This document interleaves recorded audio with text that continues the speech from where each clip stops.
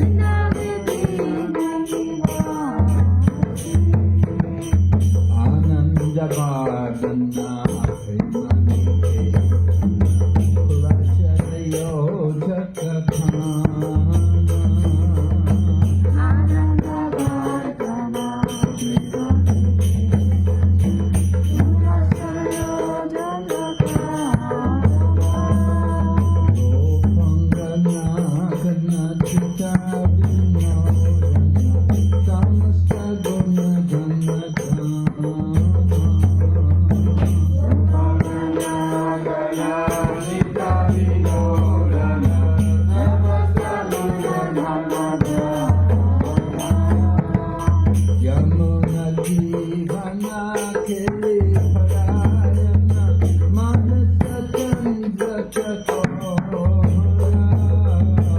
Ramuna Jivana Giri Parayana Manasa Chandra Chakora Namasuraja Oh Krishna Shurako Vachanamannamo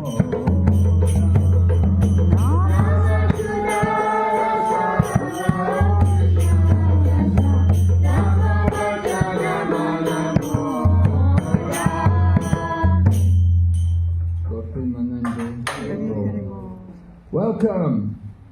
Second day on this unit 9 of Bhakti Vaibhava. We're studying the third canto and we were on chapter number 5. We didn't complete chapter number 5.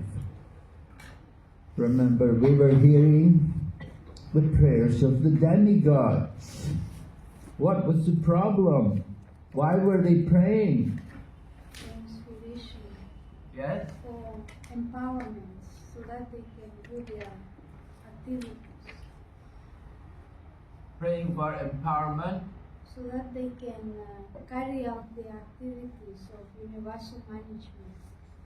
Activities of what? Universal management. Universal management. Well, that's a very general statement. You know, definitely demigods are engaged in that, universal management. But what was the particular situation? Particularly in like the different senses have different demigods predominating them. So they wanted empowerment to carry out that activity to dominate different senses in the creation. I wish I could hear you better. Maybe I'm something wrong with my hearing. I don't know. Tell me again. I'm saying different demigods are in charge of different creation. Like there's a demigod in charge of the eye, Yes. different senses. Different senses, sensual feelings. Sensual feelings. Okay. So they wanted empowerment so that they can carry Function. function, they can carry out that function. Okay, yes. The time of creation. Nothing was happening, right? The Yes. creation wasn't developing any further. It stopped. It come to a stop. And the elements were not interacting. And the demigods were not able to engage in their different activities either. So they approached the Lord with their prayers, right?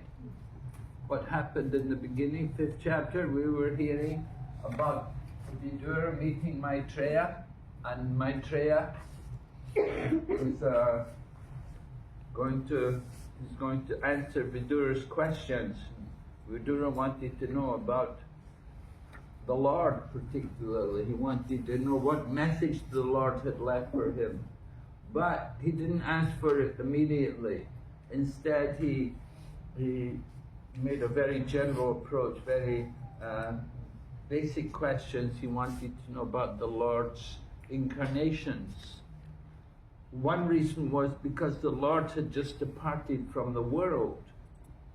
So the Lord, with the departure of the Lord from the world, he thought it'd be nice to hear about the Lord's avatars, his incarnations, and particularly the Purusha avatars who take on the work of creation.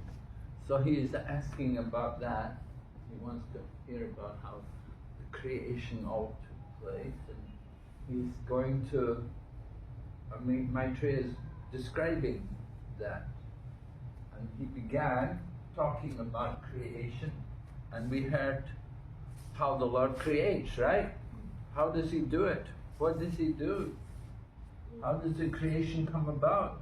Prabhu, you can tell us briefly. Each element is being created from the other, so it starts with the ether, and then from the ether it becomes the Yeah, but before that, glances. He glances at the who glances? Mahavishnu. Mahavishnu glances on what? Mahatattva. On before the Mahatattva? Pradhan. Pradhan. He glances, and what happens with the glance? And what else comes? All the emotions, False ego. nature, false ego, and the amalgamation of elements. The And jivas. the jivas, the living entities are impregnated, right? With the glance of the Lord, the living entities are all impregnated into the what? Into the cosmic creation, right? They're all put into that cosmic creation. And then we hear about how the Lord creates the different elements one after another, as Prabhu was describing, from the subtle to the gross, right? So in this way the creation comes about, but it comes to a standstill. And then the elemental demigods, as Mataji was saying, the different demigods who have different functions. Can you give me some examples? Who are some of these demigods who have these different functions? Do you know?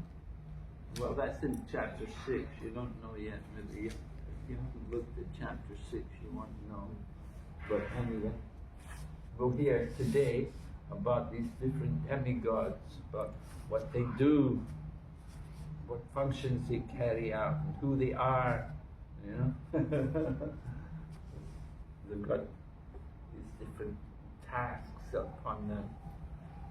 So tell me about the demigods. Who are they? Well, how do you get that position of a demigod?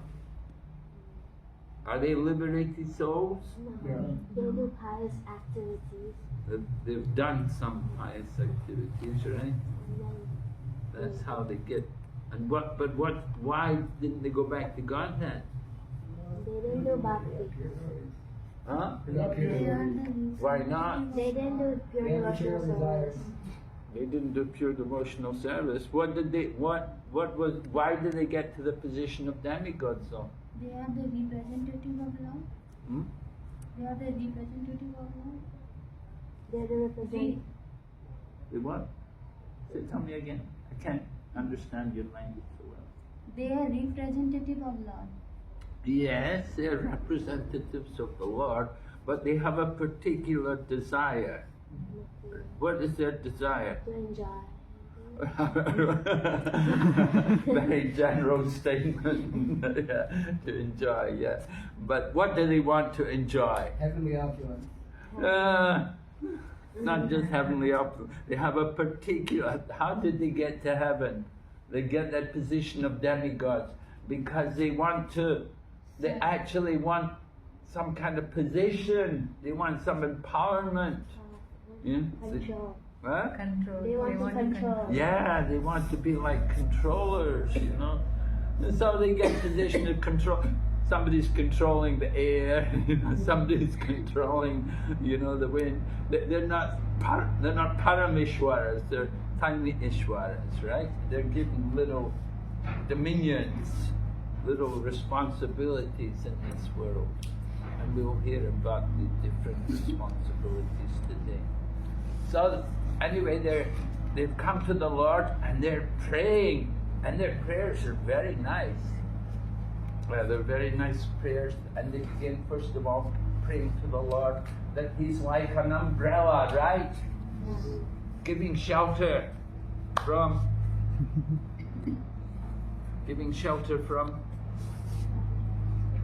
what? From the rain. From the cold. What's He giving shelter from? Troubles. Huh? Troubles. Yeah, from the miseries, the troubles of material world, right? That's right. This is it. We need. So when we're in trouble, we pray. Oh God, no. Help me! I'm in trouble. So that kind of prayer is there. And so the demigods are saying the Lord is there to give shelter, to protect. And then what else do they talk about? They talk about, in their prayers, have a look and see what are they praying after saying how the Lord is protecting them and protect them, give shelter. Then what do they pray? What do they talk about? Look in the book and see. The lotus feet are only seen by two devotees. Yeah, the lotus feet of the Lord are not visible to everyone, but they're in everyone's heart. The lotus feet of the Lord are there in the heart of everyone, but they're not seen by everyone. Who sees the lotus feet of the Lord? Only the pure devotees, right? Only those people who have some devotion.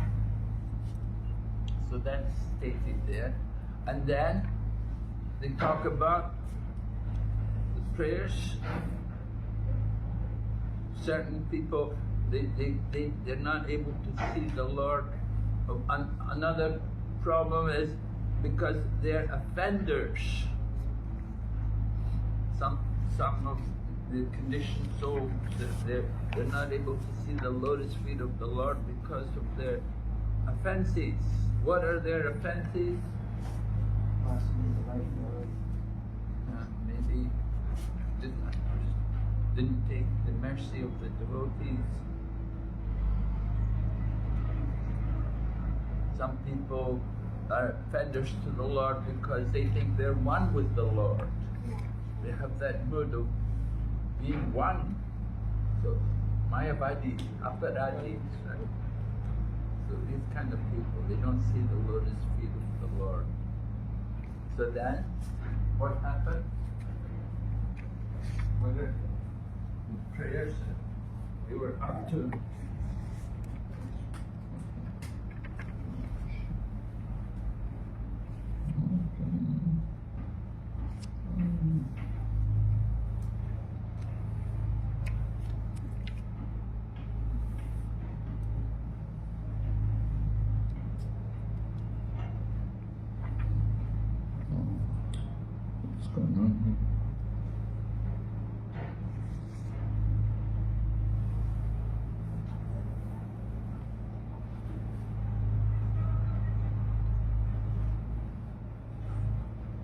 my books quit unexpectedly.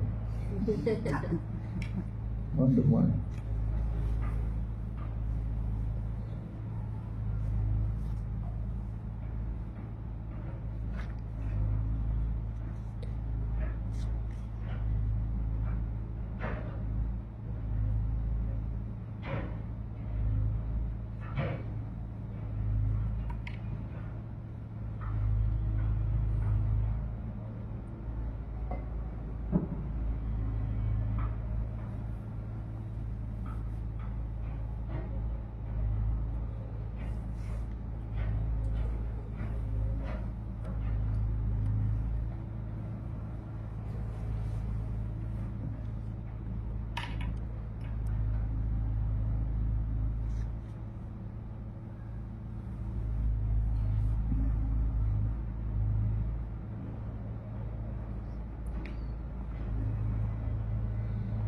Okay, here we are.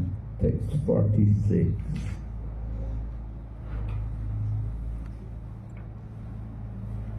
Oh, first of all, 45, Prabhupada talks about the devotees don't mind the offenses of the foolish. The Lord's devotees continue to bestow the blessings of devotion upon all such offenders without hesitation. That is the nature of devotees. Very important point, right? Devotees, we should always be merciful and don't hesitate to give blessings and to help people, even people who are offenders. Try to help them. All right, then 46, yeah, 46. Persons, because of their previous attitude, attain the stage of enlightened devotional service, achieve the complete meaning of renunciation and knowledge, and attain the Vaikuntha Loka in the spiritual sky simply by drinking the nectar of your topics. So again, one of the main themes in this chapter has been the power of Krishna Katha, hearing Krishna Katha. What were some of the benefits you got from hearing Krishna Katha? Free from threefold miseries. Free from threefold miseries. Adi David,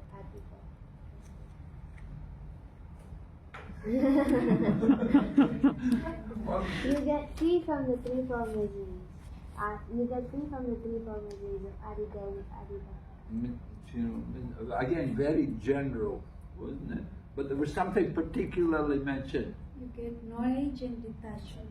Well, that's true, yeah, but what particularly was stated? But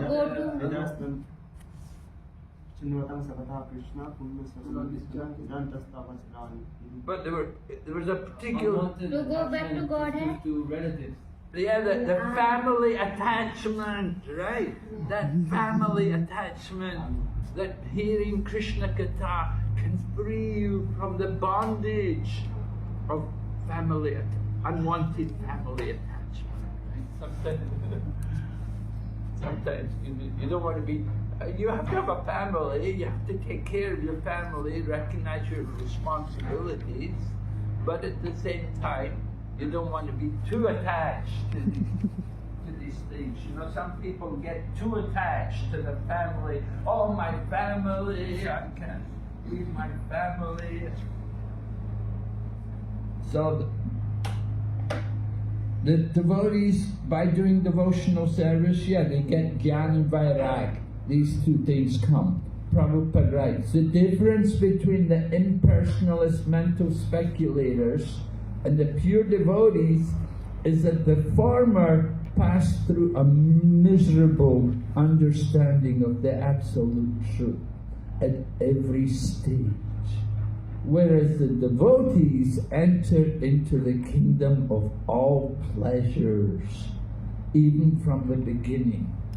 What are these miseries Prabhupada's talking about? Dry austerities. Yeah. Give some examples. What do they do? Sitting under the sun and the fires. Yeah. By fires. Or in the freezing water up to the neck. In winter. Fasting. They don't get to eat prasadam. Huh? They don't get to eat tasty. Yeah, they don't take prasadam, don't get to eat prasadam after fasting. We shouldn't have any sense gratification. The Buddhists, you know, they have soap but no smell. If it has a fragrance, oh, that's sense gratification. We were distributing the cookbook. We had some of these Kurma cookbooks, you know, Kurma Prabhu. There's these cookbooks with all these pictures of these dishes, you know. And we were doing this book fair, some Buddhist monk comes by and says, yeah, I'm vegetarian, let me see. And, oh, this is Maya, this is all sense gratification. So they think cooking, you know, it should be, you know, shouldn't have any taste, it shouldn't be sense gratification, it should be very plain like that. If it's too opulent, oh, sense gratification. They don't understand we cook for Krishna, we offer to Krishna. So they do all of these, they go through all these miseries, all these austerities. But the devotees, you know, they have a blissful time, right? They chant and dance and joyfully go back to Godhead. But these people, the Jnana Marg, the yogis and the Jnanis, they go with they have to go through so many austerities, so much trouble to get to their position, to get their liberation. So Prabhupada is talking about these things, and the demigods are indicating, they say they attain the complete meaning of renunciation. Right, what is the complete meaning of renunciation? Yes, right, to use everything in the service of Krishna. Some more from Prabhupada's purport here. The devotees, however, attain to the highest stage of knowledge and renunciation and achieve the Vaikuntha Lokas, the planets in the spiritual sky. The impersonalist attains only the sky and does not achieve any tangible transcendental bliss, whereas the devotee attains to the planets where real spiritual life prevails. Right? The devotee throws away all achievements like so much dust and accepts only devotional service. Very nice. So the demigods are appreciating the benefits of devotional service. Then, next verse.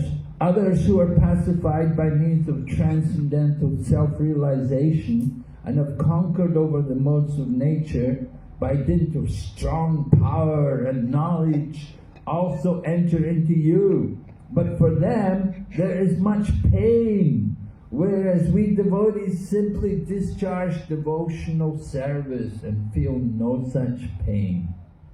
So the same theme is being continued here about how easy devotional service is. Prabhupada was saying, he said this is a recreation only. It's activities of recreation, chanting and dancing, feasting, and going back to Godhead. But these other people, the jnanis, the yogis, they so much endeavor, so much labor, so much pain and suffering, torturing the bodies. They go through a lot to try to get where? What is their goal? Merge into Brahma. Yeah, into the oneness of the Brahman. So just to get that.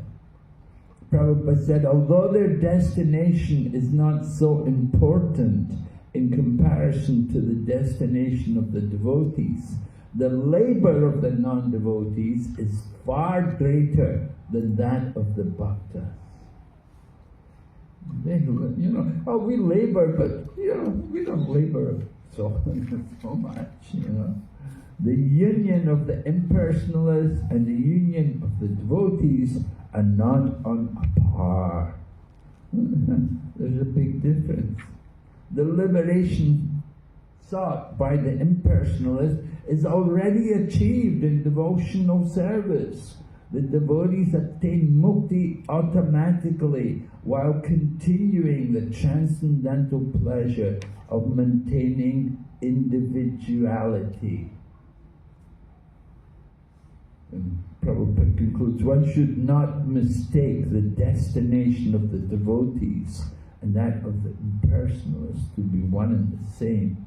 Destinations are distinctly different, and the transcendental pleasure derived by the devotee is also distinct from chinmatra, or spiritual feelings alone. So the superiority of the process of bhakti is being appreciated by the demigods. Although the demigods are conditioned souls, still we have to respect them because they are taking on responsibilities on behalf of the Lord. They're doing administrative functions in the universe, so they've achieved that position.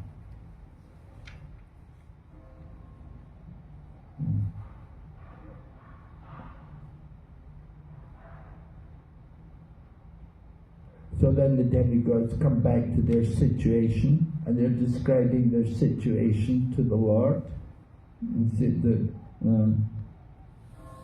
after the creation we could not act concertedly for your transcendental pleasure. So they weren't able to carry out their functions which they were supposed to do.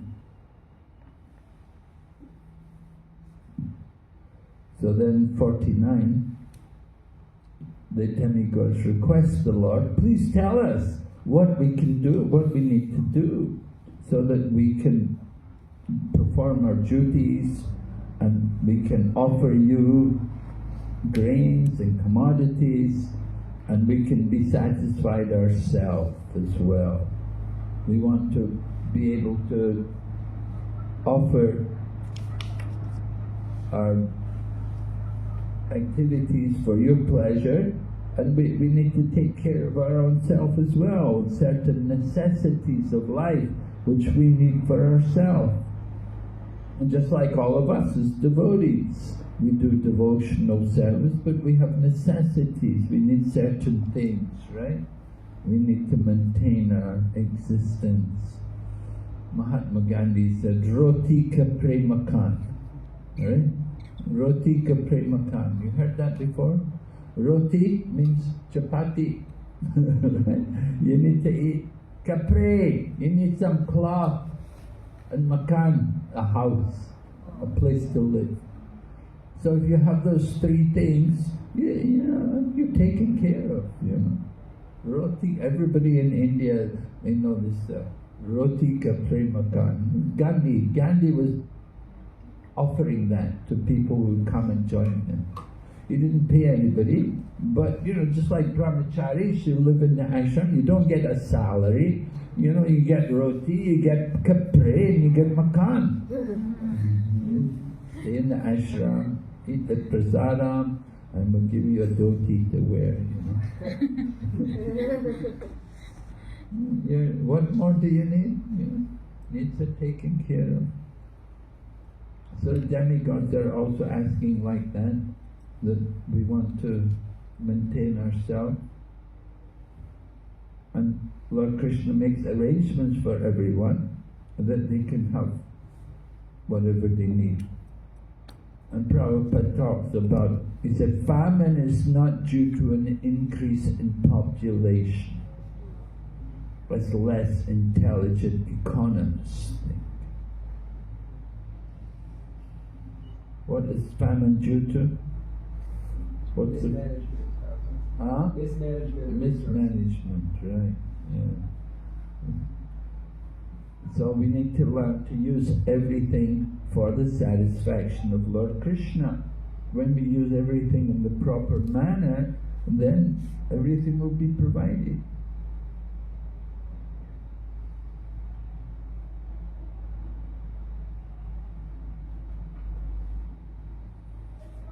And Prabhupada says, if people don't, he said they may be living in opulence due to their past karma, somehow they're living opulently, but if they're not developing their relationship with Krishna, then he must await the stage of starvation by the law of the powerful material nature. One cannot escape the vigilance of the powerful material nature unless he leads a life of God consciousness or devotional life.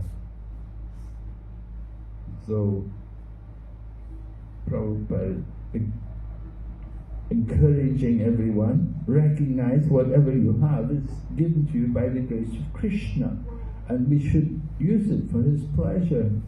What does it mean that starvation by the law of powerful material? Like, he will have to starve?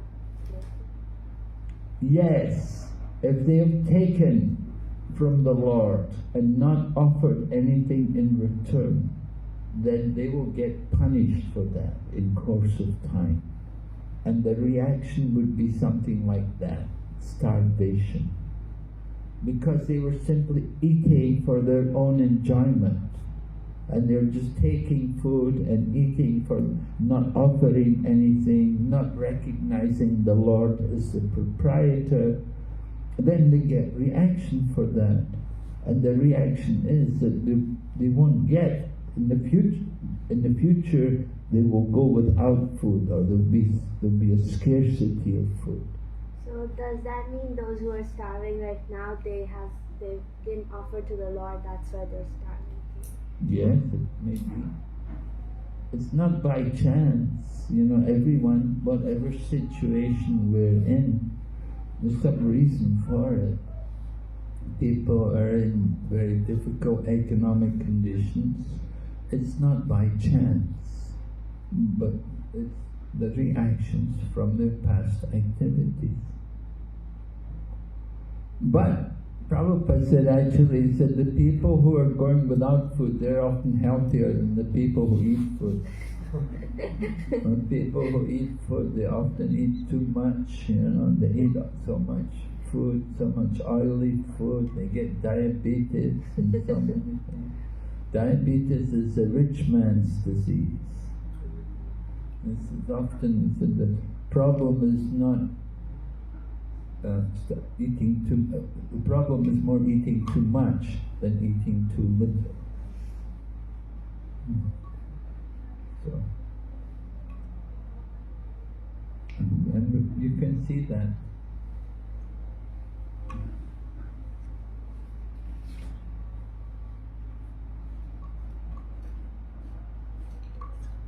So then,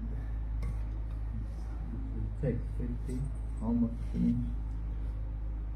The demigods are just glorifying Lord Krishna, or the Supreme Lord. They describe him as the founder of all the demigods. You are the oldest and unchanged. You have no source or superior. You have impregnated the external energy with the semen of the total living entities, yet you are unborn. So they're describing the activity of the Lord and glorifying him and his work of creation.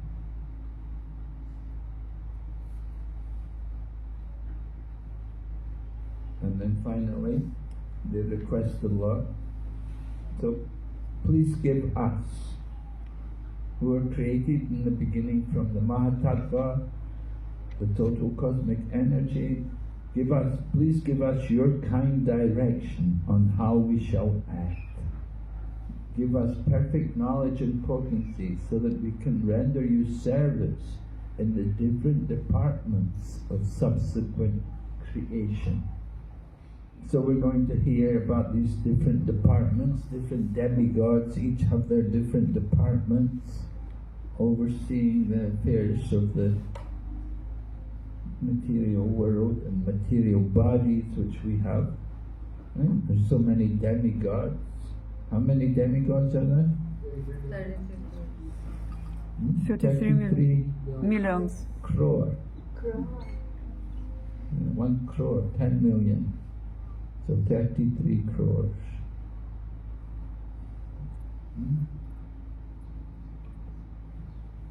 Prabhupada writes in the purport, regarding when and why such propensities overcame the pure living entities, it can only be explained that the jiva tattvas have infinitesimal independence, and that due to misuse of this independence, some of the living entities have become implicated in the conditions of cosmic creation, and are therefore called nityapadas, or eternally conditioned souls. Right? Eternally conditioned souls does not mean that we have to remain eternally conditioned souls. Right? Nityapadas can become also nityamuktas. It can also become a liberated soul. But the point is that we've been in the material world a very long time. We've been conditioned to the material nature a long time. Therefore we're described as nityapadas. So Prabhupada said this Vedic wisdom gives the nityapadas a chance to improve and gradually regain their lost consciousness. Demigods are amongst the conditioned souls who have developed this pure consciousness of service to the Lord, but who at the same time continue to desire to lord it over the material energy. Right? This is the condition of the demigods. Such mixed consciousness puts a conditioned soul in the position of managing the affairs of this creation. The demigods are entrusted leaders of the conditioned souls. So we have to respect them. We offer our respects to the demigods. We don't disrespect them. Prabhupada gives the example about in the jail, the old prisoners been there, they may get some position of responsibility. And Prabhupada continued, demigods are entrusted by the Lord to create different species of living entities according to their past deeds. So they're doing some kind of creation.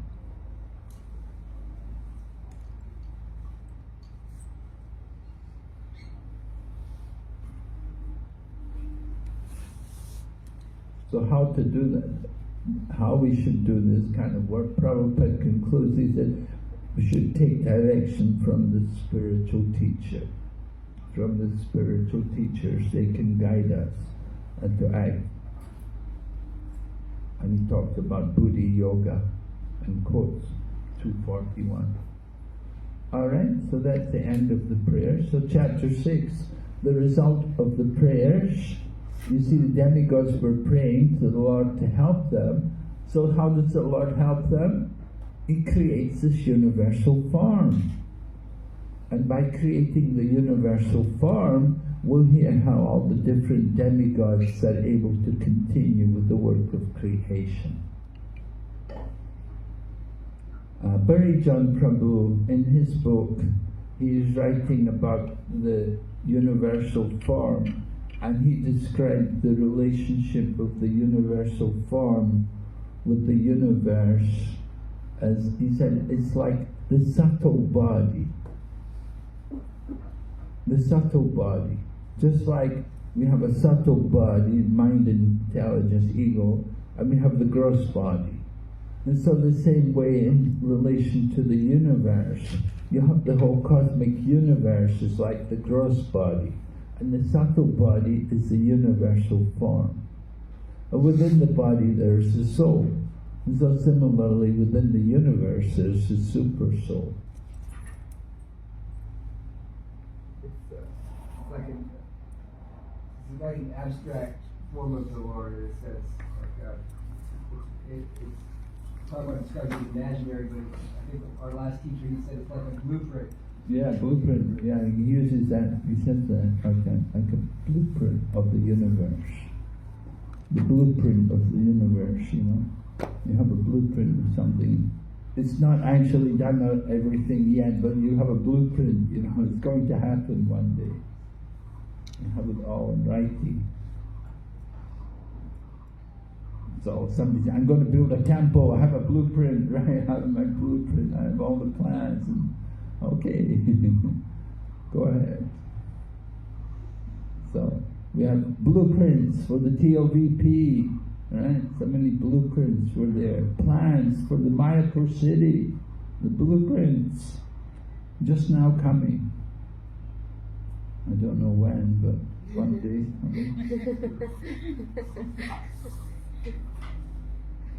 Alright, so we'll go ahead to chapter number 6. Rishi Maitreya.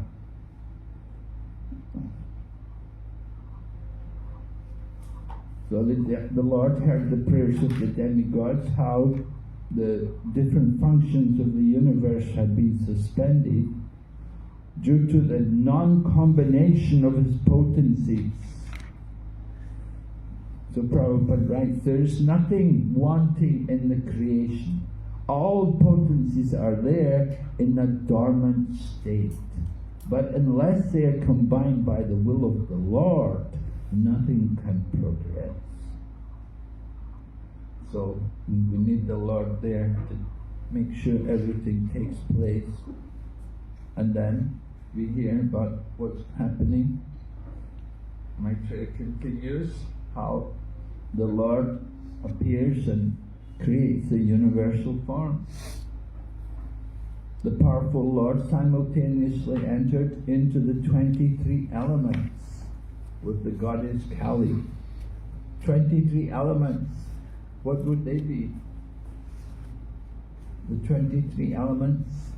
The 10 senses, sense objects, 10 senses. and sense objects. 10 senses mean what? 10? Five Gyanendriyas and 5 Karmendriyas. Yeah. And the sense objects. Gyan Indriyas, and they're called Gyan Indriyas and Karma Indriyas. Karmendriyas, yes. The sense objects. Sense objects are? Earth, water, fire, air. Well, sense objects are not earth, water, fire. What are the sense objects? Smell, sound. Taste, smell, yes, right. If we say sense objects, you're going to talk to an ordinary person who doesn't know anything about Krishna consciousness. Sense objects, difficult to understand. What are you talking about, We have to put it in language which people can understand. So sometimes you say sense objects, we have to explain clearly what we're talking about, So smelling, tasting, touching, and these things, seeing, hearing, and these are sense objects. The language of Krishna consciousness sometimes can be bewildering for people, to the layman. So we have to be aware of the kind of audience we're speaking to when you're presenting these kind of things to people. And so 23 elements, we have the 5 Gyanendriyas, 5 Karmendriyas, and then the 5 sense objects, and then The gross elements. the 5 gross elements. And the 3 subtle elements. The 3 subtle elements. Mind, intellect. Yeah. 8 elements. Okay. And then we're told 23 elements with the goddess Kali. Who is this goddess Kali? Is that the one, what is it, Ramakrishna Mission? Goddess Kali. The 24th element is the jiva, right? The Jiva. Well, yeah. Well, anyway, let's see. His external energy who alone amalgamates all the different elements. So the elements are all mentioned, the ingredients of matter, the 23 are listed, all combined together by the influence of time and again dissolved in the course of time. Time is the energy of the Lord. This energy is called Kali and is represented by the dark, destructive goddess, generally worshipped by persons influenced by the mode of darkness or ignorance. Kali is, I heard one explanation, the goddess Durga is when she goes to office. When she's at home, she's Parvati. But when she goes to office, she's called Durga. And when she gets angry, she's called Kali. Why is she angry now? Why is it mentioned Kali? Is she angry now? Well,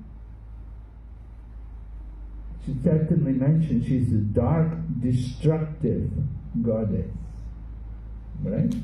She's destructive. Here, however, she's involved with creation. So she's not always destructive. Just like Lord Shiva. Lord Shiva is not always destructive. Lord Shiva also helps in creation. He helps in maintenance. Sometimes, at the time of creation, Lord Shiva carries the glance. That glance of the living entities is carried by Lord Shiva. And sometimes there will be a demon and Lord Shiva will be asked to kill that demon. So he helps in maintaining the social order also. But his main function is destruction.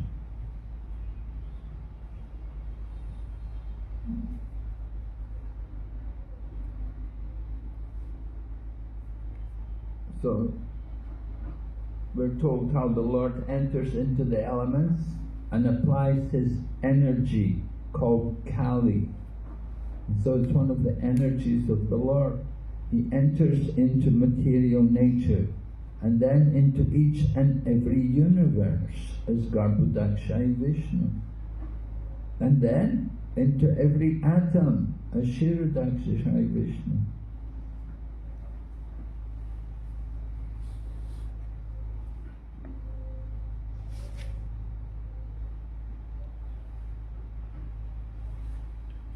So in this way, Prabhupada is describing this creative activity of the Lord. The Lord enters into the elements by his energy. All the living entities were enlivened into different activities, just as one is engaged in his work after awakening from sleep. So the example is given again about sleeping. The living entities are woken up and engaged in activities. So with the dissolution, after the time of the destruction comes about, the universe is annihilated, then all the living, what happens to the living entities after the creation is over, maintained, is over, there's annihilation, then where do all the living entities go? Enters into the Lord. Which form? Going to Mahavishnu, right? They're going to Mahavishnu. So at that time, they're in a sleeping condition. They go in a big sleep. At the end of the life of Brahma, there's a, the life of Brahma, when it's over, then there's a long time before there's creation again. It takes some time. So Mahavishnu breathes in, all the universes are everything breathes in, comes into Mahavishnu, and they remain in Mahavishnu until he breathes out, until the next breath. And it takes millions of years. It can take a long time. At that time, the living entities are in a sleeping condition. Just like at the end of the day, we take rest, we sleep. And so at the end of the life of Brahma, then if we're still in the material world and we're not able to go back to Godhead, you enter into the body of Mahavishnu. You take a long sleep, a very long time. We're in that condition. So the individual living entities have a chance to liberate themselves, and that chance is coming through the Vedic wisdom.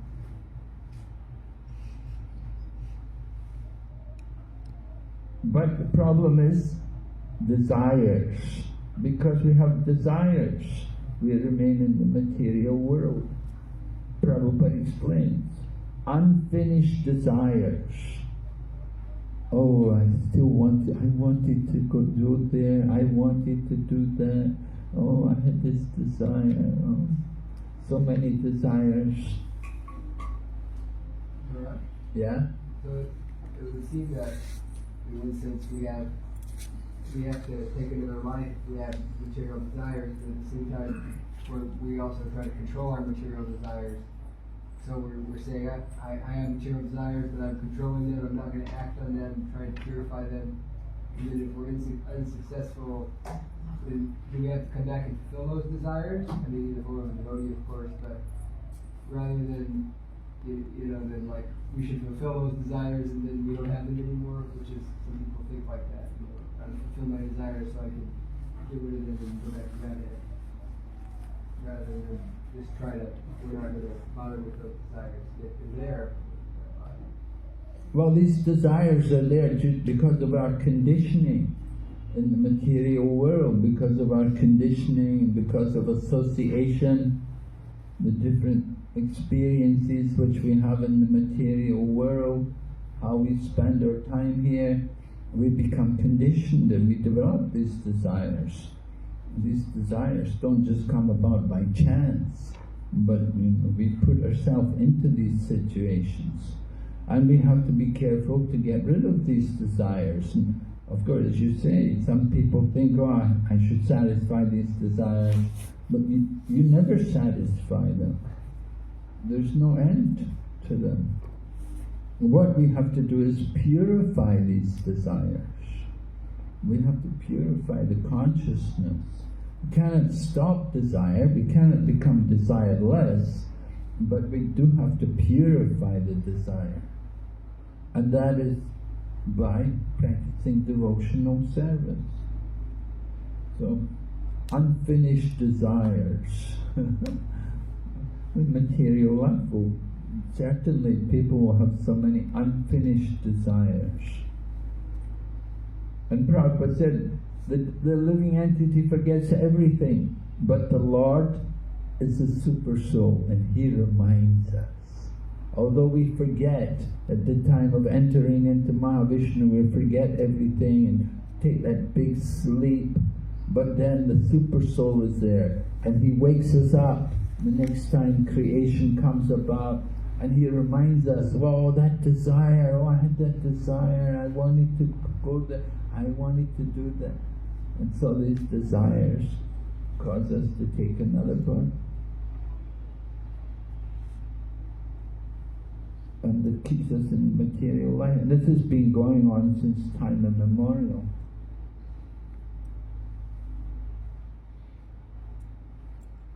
Prabhupada writes, after the dissolution of the partial material body, the living entity remains unconscious for only a few months. And after the total dissolution of the material creation, he remains unconscious for many millions of years. But when the creation is again revived, he's awakened to his work by the Lord. So the nature of the soul is to be active. We cannot stop activities. The impersonalists, the Jnana Yogi, they're trying to stop activities. That's unnatural.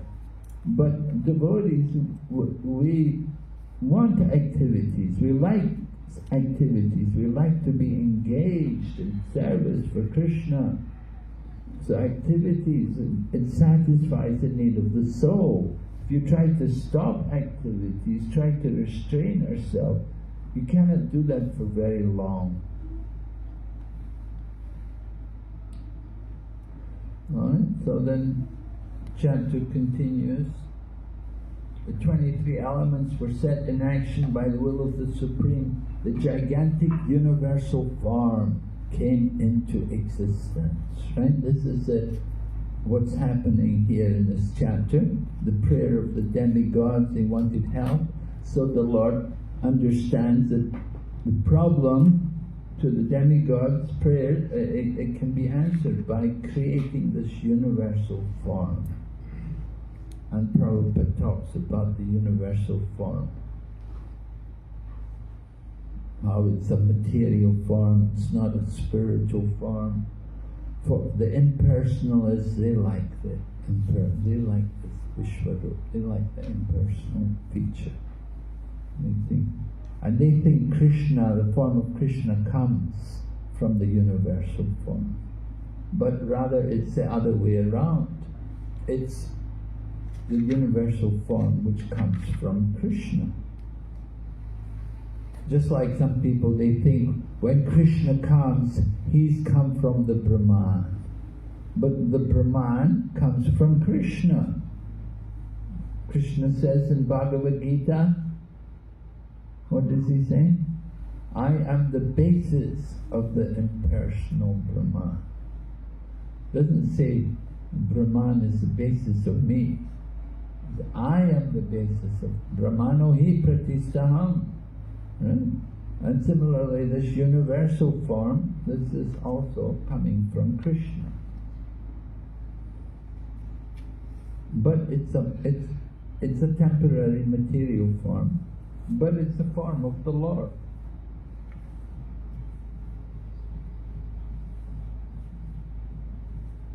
And so we hear about how, with the creation of the universal form, he enters into all the elements of the universe. of the universal creation, and they transform into the gigantic form in which all the planetary systems and all movable and immovable creations rest. So Prabhupada talks about the material energy, that it cannot act independently, it needs the touch of the Lord.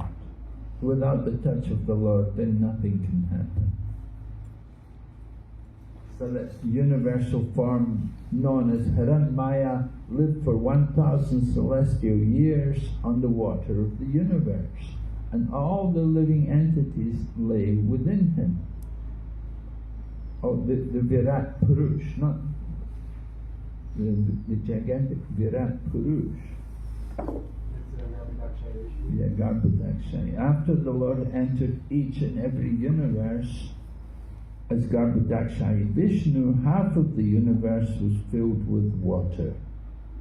Mahavishnu expands into each universe as Garbhodakshaya Vishnu, and Garbhodakshaya Vishnu, from his bodily pores, he arranges for half of the universe to be filled with water.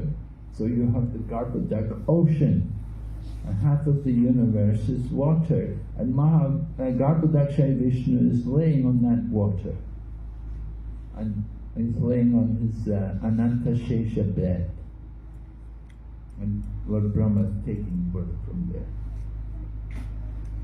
Okay, Prabhupada writes, before the manifestation takes place and after the entrance of Vishnu within the universe, there's a period of 1,000 celestial years.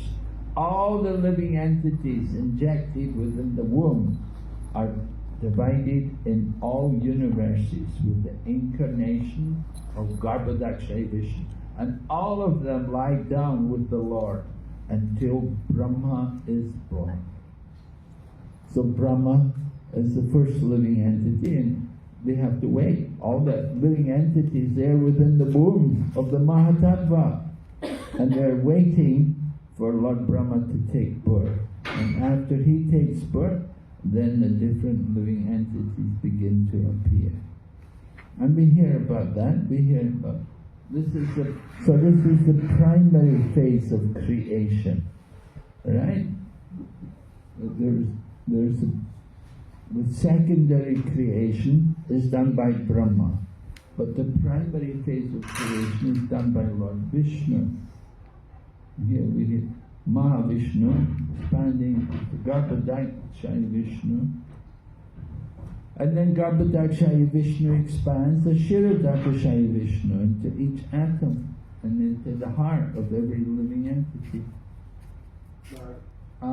It's interesting because we see that the demigods, or the elemental demigods, were praying to the Lord before the creation of Vaibhava.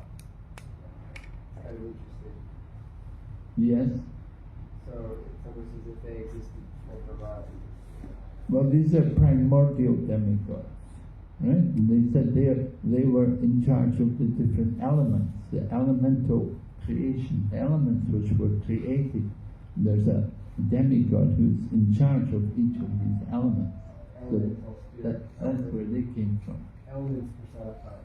Yeah, personification. So they were specific demigods. But Brahma really is the first living entity. These different demigods had to be there too. Otherwise, how could they pray? Right? But the elements had to be created, and with the creation of the elements, there was some deity who was in charge of that element.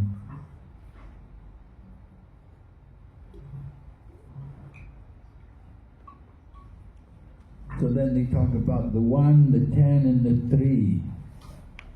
The life of activity, self-identification, which are subdivided into 1, 10, and 3, respectively. Right? The 10, referring to the 10. What's the 10? No. The 10 heirs. The 10 heirs within the body. There's 10 heirs mentioned Prana, Apana, Udana, Vyana and Samana. And then there's 5 others, Naga, Kurma, Krikara, Devadatta and Dhananjaya. We don't hear much of these, but they're all described in the purports here, these different airs and different functions. So they're the 10. The total consciousness. So the activity of consciousness is performed through the air of life, which is of 10 divisions.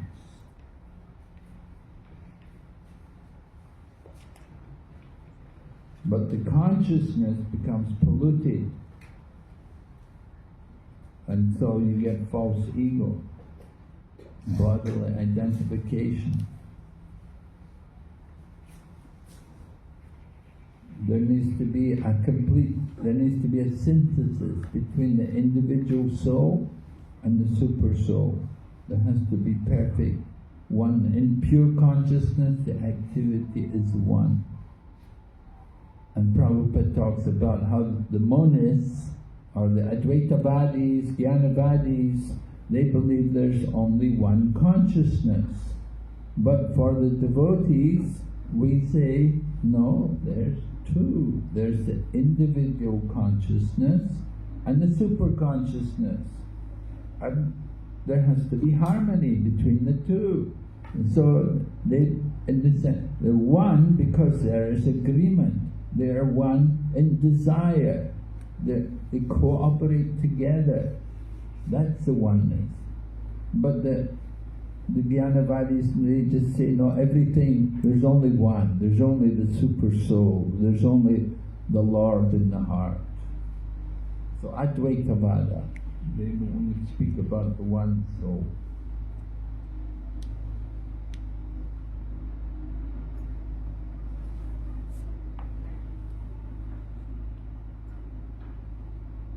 And then the three modes of self-identification.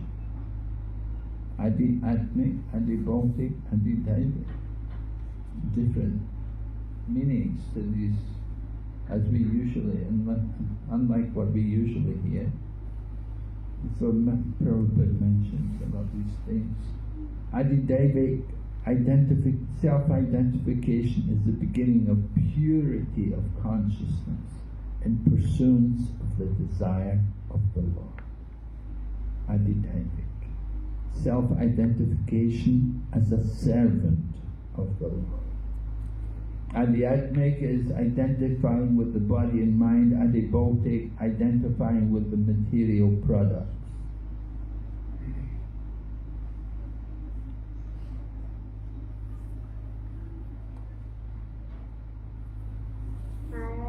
So the 1, 3 and 10, what's the 1?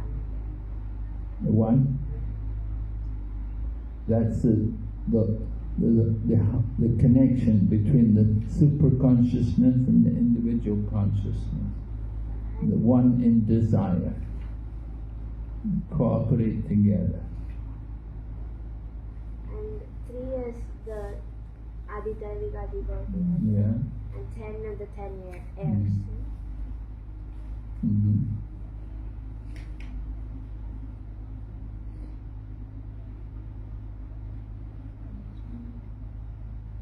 So the Supreme Lord is the first incarnation and plenary portion of the Super Soul. The universal form is related to the Super Soul. It's a subtle form.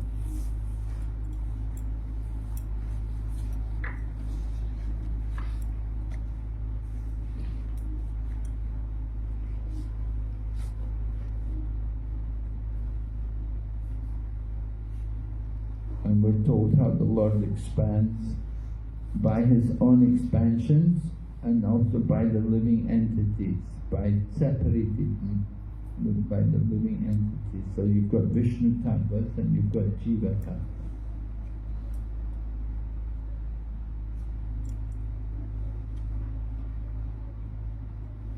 Prabhupada said, the mystic yogis consider the living entities and the super soul to be one and the same.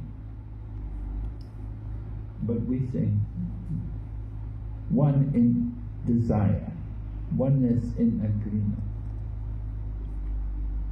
Prabhupada said, it's however a minor point of controversy.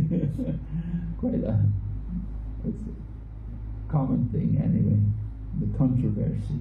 Advaitavada or Dvaita. Madhvacharya said 2, Shankaracharya said 1. Everything is one. Madhva said, no, not 1, 2. And Chaitanya Mahaprabhu said, 1 and different.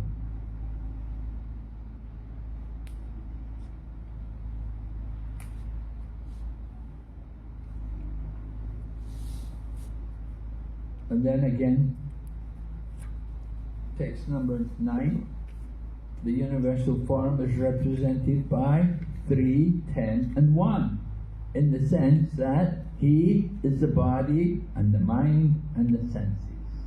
He is the dynamic force for all movements of 10 kinds of life energy, and he is the one heart where life energy is generated.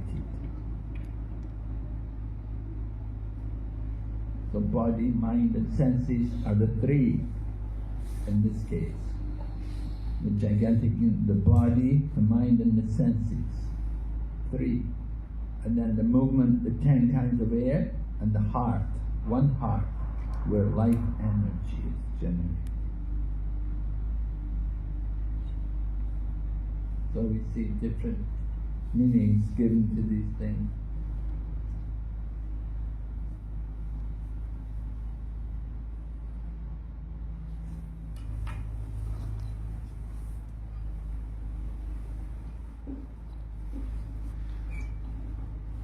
Prabhupada talks about each of the different airs. There you can see. Movement of the body are first generated from the heart, and the activities of the body are made possible by the senses, powered by the 10 kinds of air within the body. And then Prabhupada explains what are these different airs. Right? The main air passing through the nose, prana. Pranayama, right? The nose pressing yoga. And then air passing through the rectum, apana. The air which adjusts the footsteps, this is samana. Air which passes through the throat, causes suffocation, udana. And the total air circulates throughout the entire body, vyana. And then there's 5 others. The air which facilitates the opening of the eyes, the mouth, etc. is called naga. Air which increases appetite, krikara. Air which helps contraction, kurma. Air which helps relaxation by opening the mouth, such as when we yawn, is devadatta. And the air which helps sustenance is dhananjaya. All these airs are generated from the center of the heart, which is one only.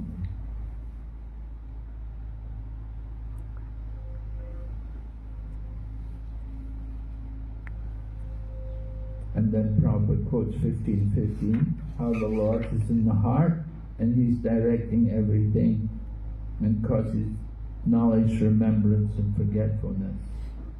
So how the super soul is functioning.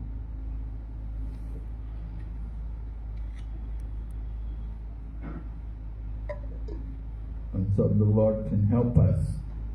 Prabhupada describes about Buddhi Yoga, how the Lord can help the devotee come to Him.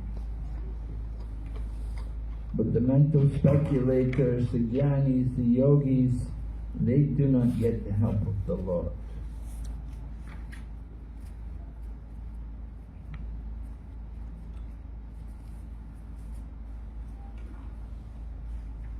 super soul.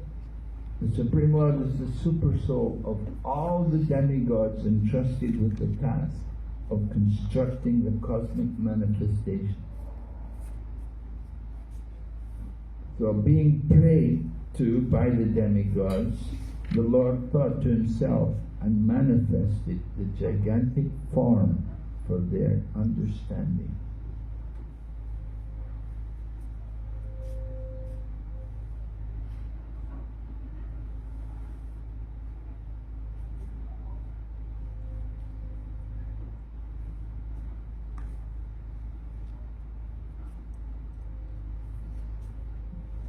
So Prabhupada discusses about how the impersonalists consider the universal form to be just some mythological thing. They think that the control behind this universal form is imagination. We say that universal form, there's a Supreme Lord controlling it, it's coming from Him. But they say, no, it's just imagination. They cannot understand how there's a controller, a person behind the creation. And they think the whole creation itself has just come about by chance.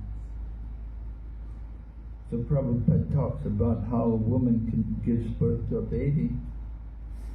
She doesn't do it independently.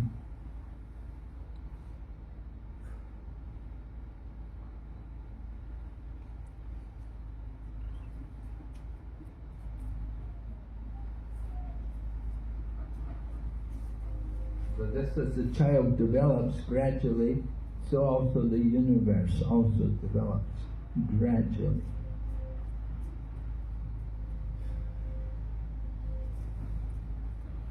But materialistic people, they cannot understand how there's a soul and the super soul. They cannot see the Lord.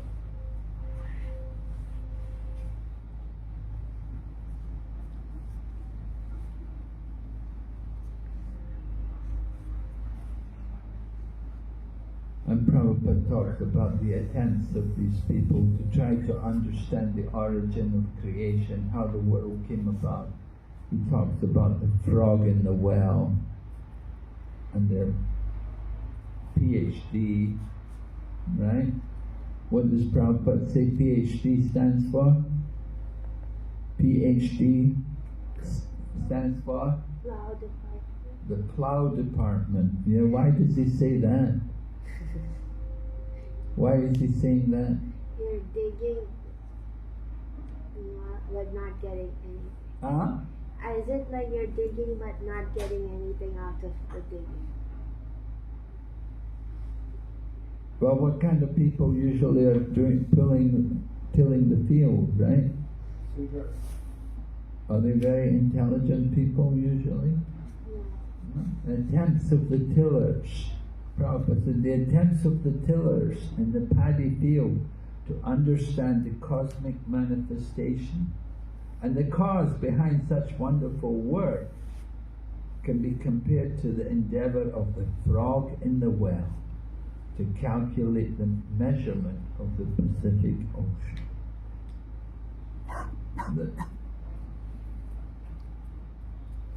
Generally, people who are plowing the field, they may be pious people, but they're not usually considered very philosophical, and they wouldn't have a great intelligence to understand the nature of the creation and the origin of everything. So they're compared like that. Plow department. Trying to understand what is beyond their imagination. Right? Why is it beyond their imagination?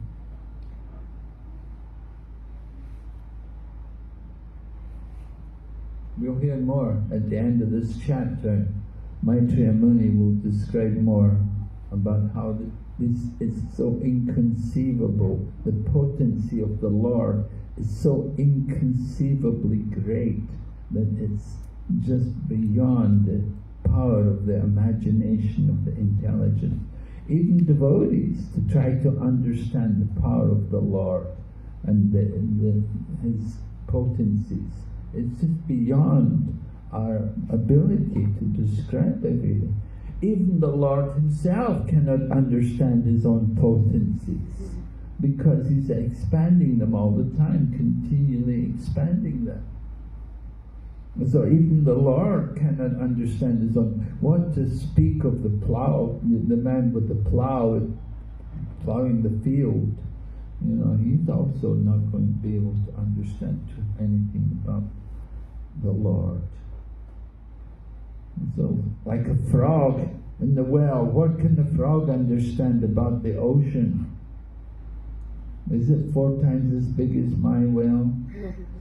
Is it 5 times as big as my well? Like that. So, demigods controlling the elements pray to the Lord for guidance, and the Lord manifested His gigantic form. Alright, we'll take a break. Let's have a break.